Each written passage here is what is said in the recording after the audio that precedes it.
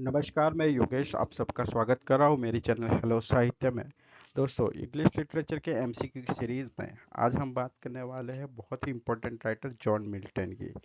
इस वीडियो में हम पैराडाइज लॉस्ट और पैराडाइज रिगेन के अलावा मिल्टन के जो वर्क है उस पर हमने फोकस किया है और यूजीसी नेट में जो पूछे गए क्वेश्चन है उसको हमने कवर किया है। तो शुरू करते हैं वीडियो।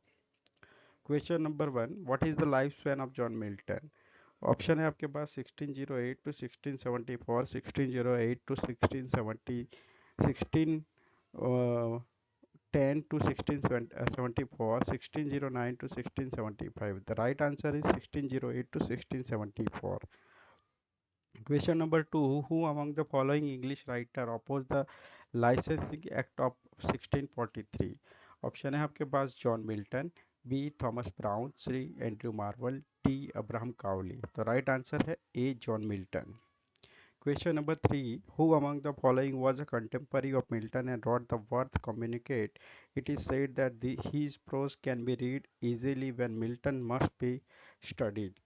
ऑप्शन है आपके पास A John Bunyan, B Jeremy Taylor, C Andrew Marvell, D George Herbert. Right answer है B Jeremy Taylor.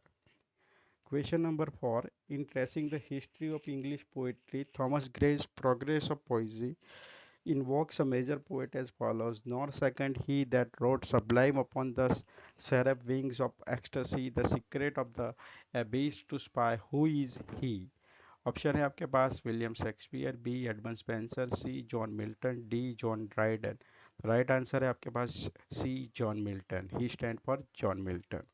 Question number 5, which of the following poems did Milton write in octosyllabic couplets? Option है आपके पास to Penseroso, B on his blindness, C Paradise Lost, D Lycidas. The right answer है to Penseroso. Question number 6, what is L Allegro's companion piece called? Option है आपके पास A Lamia, B Hyperion, C to Penseroso, D Thyrsis. तो right answer है C to Penseroso. Question number 7, match the following allergies with the person for whom they were return. तो Lycidas लिखी गई है Edward king के लिए John Milton द्वारा। Arthur ह्यू क्लो के लिए लिखी गई है थायरिसिस बाय मैथ्यू आर्नोल्ड। एडोनियस का राइटर है पीबी शैली जिसके लिए लिखी गई है उसका नाम है किट्स। और आर्थर हेनरी हेलम उनके लिए इन मेमोरियम लिखी गई है बाय टेनिसन। तो राइट जो कोडिंग बनता है इसमें सी बनता है। तो ये याद रखिएगा, बहुत ही इंपॉर्टेंट क्वेश्चन है, नेट में पूछा गया है। Question number 8, which of the following works of Milton is an elegy? Option है आपके पास A Lycidas, B L Allegro, C Comus, C D to Penseroso's. तो राइट आंसर है आपका A Lycidas. Question number 9, which of the following statement is not true of Areopagitica? Option है आपके पास A it was published in 1644, B. It argues for the liberty of unlicensed printing. C. It pleads for British privilege regarding free trade. D. It is a speech addressed to the Parliament of England. Right answer is C. It pleads for British privilege regarding free trade. Question number 10, which of the following are companion poems? ये NET में बार बार पूछा गया question है। A gypsy songs and sonnet, B L Allegro and to Penseroso, C the good morrow and the sunrising, D full fathom 5 and hark hark the lark. तो right answer है Milton की L Allegro and to Penseroso companion poem है। Question number 11, match the following text with the respective themes. एक side आपको text दी गई है एरियोपेजिटिका Milton, दूसरी text है लेवियाथम थॉमस होप के द्वारा लिखी गई। अलेक्जेंडर अलेक्जेंडर फीस्ट ड्राइडन द्वारा लिखी गई पोएम है the way of the world, Congreve का लिखा हुआ प्ले है। तो आपको इसमें से थीम है fashion, courtship, seduction, the liberty of unlicense printing, absolute sovereignty, the power of music. तो एरियोपेजिटिका की थीम है particularly the liberty of unlicense printing. तो इसमें जो कोडिंग है उसके हिसाब से आपका जवाब है सी रहेगा सही। Question number 12, when I consider how my light is spent ends with. Option है आपके पास before me stares a wolfish eye, behind me creeps a groan or sigh, B they also serve who only stand and wait, C and which is more you will be a man my son, D and bless him for the sake of him that is gone. Right answer है B, they also serve who only stand and wait. तो ये famous sonnet है, when I consider how my light is spent, उसे one his blindest poem कहा जाता है। Question number 13, which of the following is the correct chronological order of publication of the following poems. आपके पास poems दी गई है, Lamia, Paradise Lost, Alastor, the Dunciad. तो पैराडाइज लॉस्ट है वो पर्टिकुलरली 1667 में पब्लिश हुई है। उसके बाद डेंसियार्ड है 1644 में, और उसके बाद एलेस्टोर है, और उसके बाद लेमिया है। तो राइट आंसर है आपका D. Question number 14, which of the following arrangements of prose pamphlet in the right chronological order? ऑप्शन है आपके पास the shortest with the dissenters, तो डैनियल लिफो का वर्क है। मॉडेस्ट प्रपोजल जोनाथन स्विफ्ट का वर्क है। एरियोपेजिटी का रिफ्लेक्ट जॉन मिल्टन का वर्क है। Reflection on the revolution in France particularly आपके पास वर्क है एडमंड बर्ग का।